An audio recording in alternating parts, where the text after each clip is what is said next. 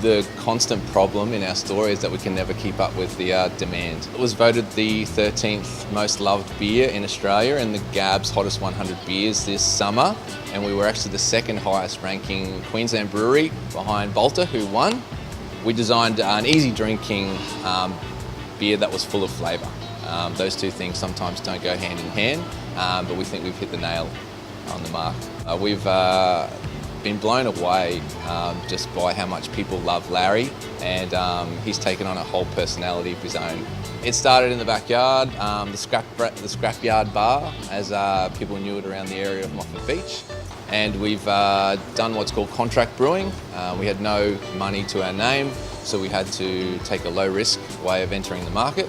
So we would take our recipe that we developed in the garage and take that to established brewers and get them to brew at scale for us.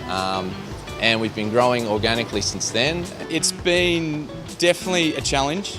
Obviously, two blokes with no money to build a business where to compete with the biggest guys in Australia. So it has been a challenge, but we're pumped, super excited for the future. So yeah, last year we went on the Shark Tank to pitch to the Sharks and try and raise the capital we needed to build a brew house.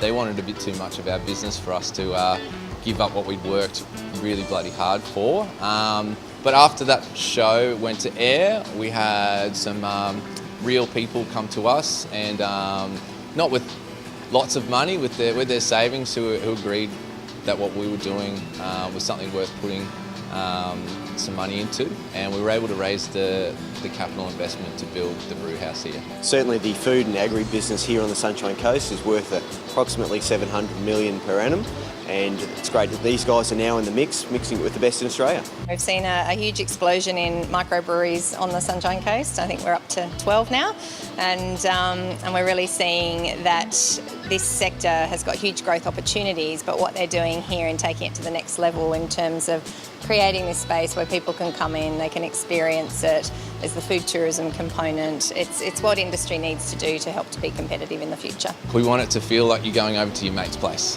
Basically, we want people to feel comfortable, warm and welcome in here. It's been a big dream of ours to finally have our own brewing equipment in-house, and this is a pretty surreal day to finally unwrap the big fermenters and get excited about the future.